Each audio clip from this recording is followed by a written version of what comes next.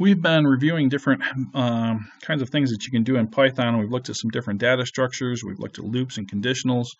Now we're going to look at object-oriented programming, which is one of the themes for the semester. Now this stuff, the basics of object-oriented programming, you've already seen in Python 1, but we're just going to go over it again. So if you look at basic data structures in Python, you can define numbers, you can define lists, you can define dictionaries, you can define tuples, which give you different ways of looking at information or data. So I can define a number, a variable x to be a number 2, for example. But in Python, it turns out that that gives you more than just information about 2. You can then do things with that variable. Like I can add a 3 to that. I can print out x. Now the thing is, when you do a print x, this print command is actually expecting a string. Well, it turns out that this integer x has a built-in method to convert it to a string. As is, when you set it equal to 2, that is not a string. But like I said, there's different operations you can also do with the x. You can add, subtract, multiply, divide, all kinds of arithmetic operations you can do with that. And in that sense, that x is what's known as an object. It's a piece of information along with ways that you can operate on that piece of information. So we're going to learn how to, or maybe remind ourselves how to create classes that store some information, but also give us methods for interacting with that information. So I have to confess, when I first started this, I thought I had a brilliant idea. I was watching my son play video games. There were some heroes on there. They were using weapons. I thought, yeah, we could define a hero class, which has a weapons class as part of that. The hero uses the weapon. The weapon has some things that it does, and this will be awesome. Then I got in the process of designing this thing and realized I really didn't know a whole lot about heroes or weapons. So I ended up having to make some things up here. Didn't come out exactly the way I was anticipating. But anyways, so we're going to have a class weapon, and we're going to have a class hero. Now, naming-wise in Python, this is not, you don't have to do this, but when you name a class, then the first letter of each word in the name of the class should start with a capital letter, and then names for other pieces of information, data, whatever, should all be lowercase. So that's the Python-esque way to do that. Okay, so inside this class, we can create a bunch of procedures or functions. When you do this inside a class, these are called methods. And there's some built-in methods in Python. There's the init method, the string method, and there's other methods that are built in. You can tell they're built in because they start with a double underscore and end with a double underscore. They're named that way because it wouldn't be very common for somebody to name something that starts with a double underscore and ends with a double underscore. So it's just a way to avoid using a name that somebody else might use. Then the way this init works is this is an object. So class weapon. I'm sorry, this is a class. It's not an object. This is a class. So we have class weapon. Now, this class gives us a framework for what a weapon should look like. Okay? So we have all these methods in here. So when you think about building a building, this is like having the plans for the building.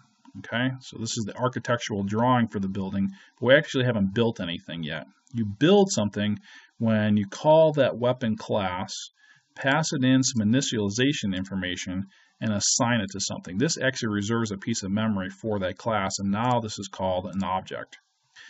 So down here we're creating this class object, which is a type of a pistol. Probably, again, not the best choice to use for an example video, but at this point this is what we've got. This pistol has a capacity of 7 bullets, and it costs 1 piece of energy to use it, and it currently has 7 pieces of or 7 bullets in it. So it starts off in this case already loaded. Should have come up with another example. Okay, so what happens when we call this class with this definition is that the name gets passed in here as the weapon name. The capacity comes in as the capacity. the energy to use it, and the ammo. These all come in and are stored inside the class. Notice that we're using self here. So self.name means that we're going to store this for Kimber. So Kimber now has a name, it has a capacity, an energy to use, and an ammo attribute. These are called attributes when you have pieces of information stored inside of a class. So Kimber now has 4 different attributes, and anything we define a weapon class has 4 different attributes. Weapon also has a string method, which prints out some information about the weapon. And then we have another method to use the weapon where we check to make sure we have ammo left. And if we do, we take one away from that ammo and we'll return the amount of ammo. If we don't have any ammo left, we'll return none. And then we have another method to replenish our ammo where we just add in however much is passed in.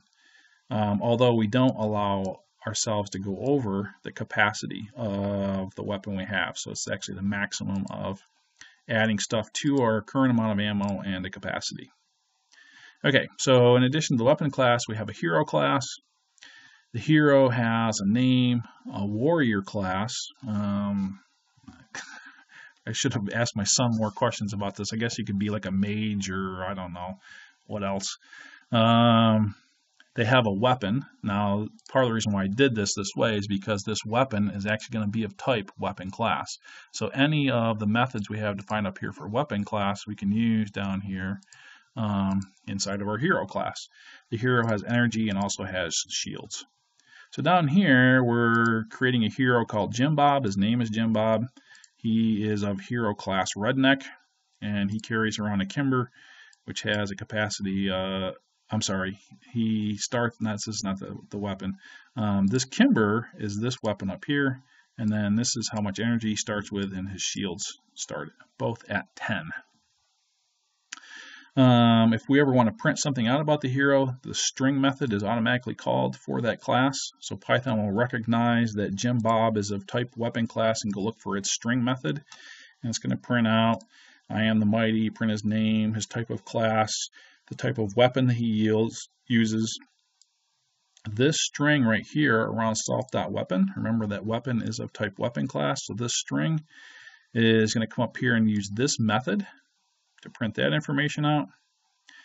I'm going to print out some stuff about the energy that he has and the shields that he has. This has a use weapon class, which calls the weapons use weapon method. This has a use weapons method, not class. That method calls the weapons use weapon method. That's hard to say. Remember that it returns none if you can't use it. So if this isn't none, that means we've used the weapon. So his energy gets decreased by a little bit. And how much does it get decreased by? Well, the weapon has a built-in attribute called energy to use right here, which we've initialized. So we subtract that amount off from the amount of energy that we have. If this is none, that means that we didn't use the weapon, so we don't do anything. Okay, so down here, we've instantiate class weapon to be a Kimber. We instantiate class hero to be a Jim Bob.